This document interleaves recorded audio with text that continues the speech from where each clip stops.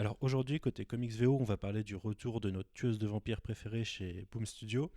On va parler de The Magic Order chez Image Comics, premier comics produit par Netflix. On va parler de Captain Marvel, encore une fois, de Young Justice chez DC Comics et de Spider-Geddon chez Marvel. À chaque génération, il y a une élue. Seule, elle devra affronter les vampires, les démons et les forces de l'ombre. Elle s'appelle Buffy. Alors pour ceux qui avaient abandonné Buffy Summers il y a une bonne douzaine d'années quand la série s'est arrêtée, ça doit même faire plus loin que ça doit faire presque 16 ans, sachez que ces aventures avaient continué derrière, chapeautées par Joss Whedon chez Dark Horse, en comics, avec une saison 8, puis une saison 9, une saison 10, une saison 12, et c'est arrêté en, je crois, juin l'année dernière. Et du coup, on avait vécu quelques années de plus de Buffy sous une direction comics, avec les possibilités que ça offre, c'est-à-dire beaucoup plus d'ampleur, beaucoup plus de quelque chose de beaucoup plus permissif. Et c'était plutôt pas mal. Avec des très bons auteurs et surtout une très bonne exploitation de l'univers, puisque on avait accès. Alors la fin de la série Buffy était séparée de la chaîne qui diffusait Angel à l'époque, ce qui faisait que les univers se croisaient pas trop. Et là, on a eu un peu la même chose en comics pour commencer, avec chez Dark Horse Buffy et chez IDW, il me semble, la suite d'Angel, qui s'était arrêtée à sa saison 5. Et finalement, IDW a dû perdre les droits et tout est revenu chez Dark Horse. Et du coup, tout l'univers de Buffy était exploité là-bas. Donc c'était une vraie suite, c'était plutôt pas mal. Mais aujourd'hui, il faut dire adieu à ça. Et alors qu'on a eu une annonce, on verra ce que ça donne, mais d'un reboot ou d'une suite de la série de Joss Whedon, on a aussi eu un reboot chez Boom Studio qui vient de commencer le 23 janvier pour le premier numéro et le 20 ou 27 février pour la suite en comics avec le numéro 2. Et c'est un vrai reboot, puisque là, cette fois, on est de retour avec Buffy au lycée, mais en 2018. Et c'est plutôt pas mal. Alors, c'est chapeauté par Jordi Belair, qui d'origine est une coloriste, qui est une très bonne coloriste. Elle fait partie des meilleurs du métier. Elle a bossé sur des séries comme The Vision, Batman, elle a fait The Wake. Je me demande si elle n'a pas été récompensée d'ailleurs sur The Wake. Pretty Deadly, The Manhattan Project, enfin pas mal de trucs chez Marvel en indé ou chez DC. Et qui s'est mis récemment à l'écriture. Et du coup, en tant qu'autrice, son premier gros projet, c'est Buffy. C'est un reboot qui va réactualiser les personnages. Alors, il faut savoir que la série, pour ceux qui n'ont pas suivi, vous voyez peut-être une série un peu cheap de chasse aux démons avec des adolescents. C'est surtout, enfin les fans de la série le savent, c'est une vraie histoire du passage à l'âge adulte. Le nombre de saisons l'a permis, les thématiques abordées l'ont permis, on a des personnages qui ont beaucoup changé entre le début de la série et sa fin. Et le problème, c'est qu'aujourd'hui, on est plus de 20 ans plus tard. La série, à la base, est sortie en 97, mais elle a été inspirée d'un film de Joss Whedon qui, lui, date de 92, je crois, avec Christy Swanson dans le rôle de titre, et d'ailleurs un Luke Perry auquel on va rendre hommage, puisque au moment où j'enregistre ce podcast, on a appris il y a quelques heures que Luke Perry était mort suite à son AVC de fin de semaine dernière. Du coup, toutes nos pensées vont à sa famille et à ses amis qui sont nombreux. Et pour en revenir à Buffy, du coup, la série date un peu dans sa façon de traiter l'adolescence. On est loin de l'adolescent d'aujourd'hui qui est surconnecté, qui est confronté à tout moment à l'information et surtout à la mondialisation. Et du coup, qui a une conscience politique, une conscience sociale qui est complètement différente de ce qu'on en pouvait vivre il y a 20 ans. Et du coup, Jordi Belair remet au goût du jour l'histoire de Buffy, remet au goût du jour la mythologie de Buffy. Alors ça peut être assez perturbant parce que le dessin qui est de Dan Mora, qui est assez exceptionnel, je ne sais pas si vous connaissez Dan Mora, il avait eu un Eisner Awards pour, du meilleur dessin pour Klaus de Grant Morrison, et il le mérite. Et là il est coloré par Raoul Angulo, et les deux font un travail incroyable. Mais là où ça peut être perturbant, c'est qu'ils donnent les visages des acteurs originaux, enfin des acteurs de la série du coup, aux personnages. Là où on va avoir tendance à changer les personnages et à essayer de les réactualiser. Du coup, là où c'est intéressant, c'est qu'on a des personnages qui gardent leur âme profonde, mais qui restent, qui vont être pas mal changé pour certains. Alors, on va parler par exemple de Willow, qui dans la série est lesbienne, enfin devient lesbienne à la saison 4. Ça fait partie de son grand arc à partir de la saison 4. Et qui, à partir de saison 2, il me semble, s'intéresse à la magie. Là, elle est déjà dans une relation lesbienne et elle est déjà attirée par la magie. On a une Buffy qui est loin d'être bête, qui a des incertitudes et des inquiétudes par rapport à son avenir, parce qu'elle sait bien une tueuse de vampires n'est pas destinée à vivre très longtemps. Et on a une Cordelia, par exemple, qui est le même personnage très populaire, mais qui est là plutôt gentil, qui a une tendance écolo fort assumée et qui, au final, devient un personnage totalement différent. C'est une fille populaire d'aujourd'hui d'une façon totalement différente. Que dire de plus à part que c'est magnifique et que pour l'instant c'est plutôt cool et que ça réinvente de façon intelligente la série, je sais pas ce qu'il y a à dire de plus en fait. On pouvait être hésitant sur le premier numéro parce qu'on savait pas trop où ça allait aller. Alors là, on sait pas trop non plus où ça allait aller sur le long terme, mais dans l'esprit, c'est plutôt pas mal.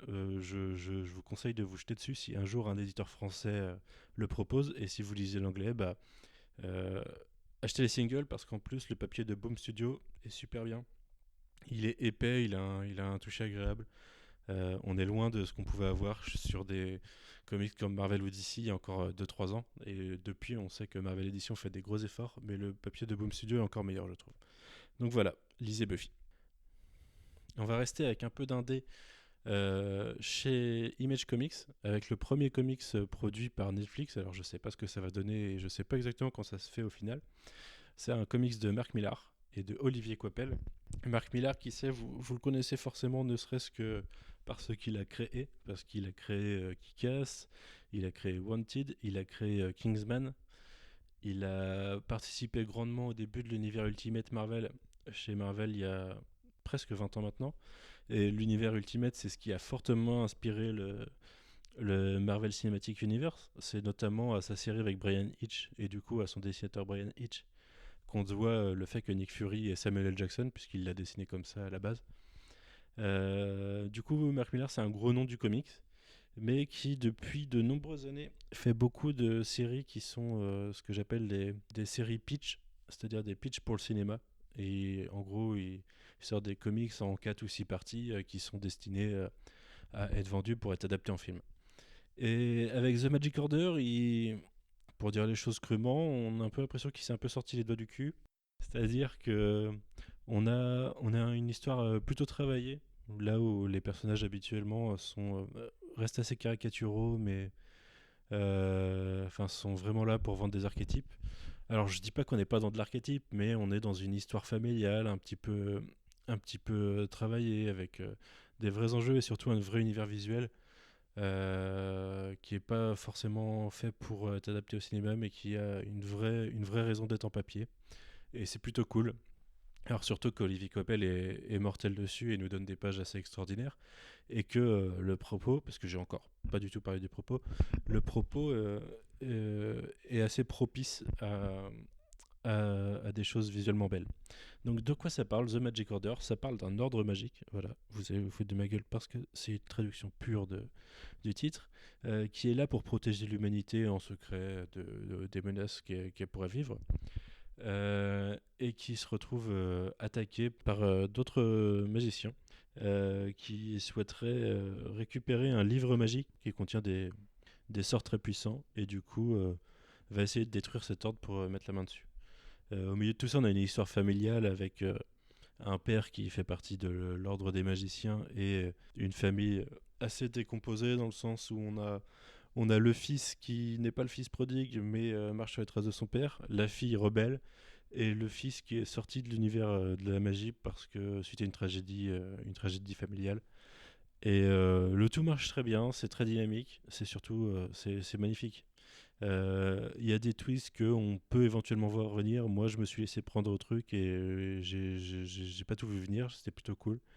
Et voilà, ça donne vraiment envie de lire une suite et de voir ce que ça peut donner, ce que ça peut donner par la suite. Donc, je sais pas si c'est l'effet Netflix qui a boosté Mark Millar, si c'est sa collaboration avec Olivier Coipel qui s'est défoncé lui aussi. Mais moi, ça faisait longtemps que j'avais pas lu un Mark Millar que j'avais vraiment apprécié, et c'est là. On va revenir chez Marvel brièvement avec...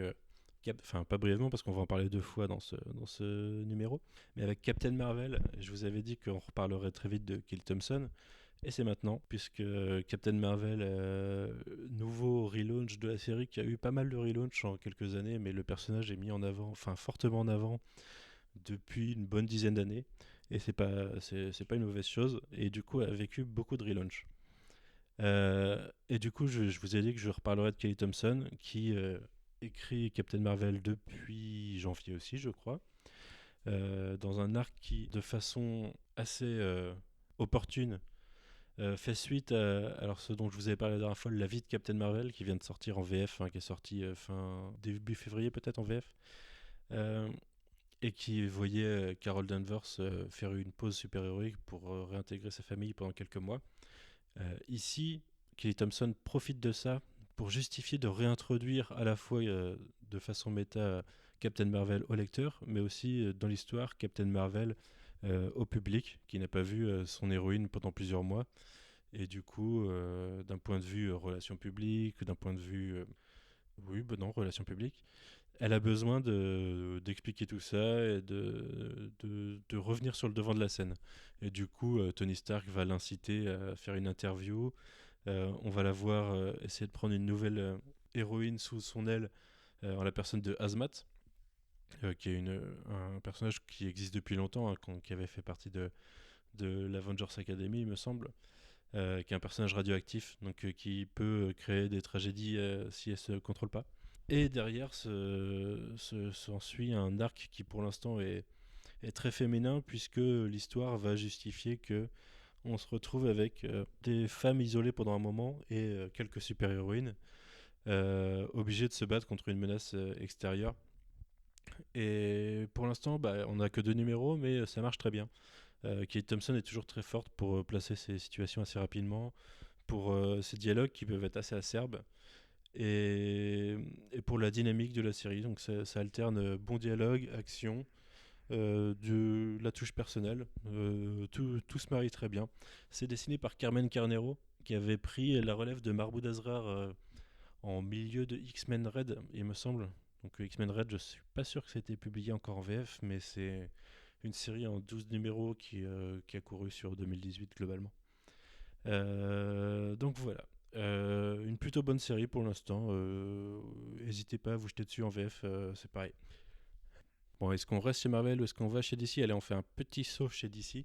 On va parler de Young Justice, de Brian Bendis et Patrick Gleason, qui est le premier numéro du label Wonder Comics. Alors, Wonder Comics, qu'est-ce que c'est? C'est un label lancé avec Brian Bendis quand il... Enfin, je pense que... Je suis pas sûr, mais je pense que c'était une des conditions quand il est arrivé chez DC il y a un an maintenant.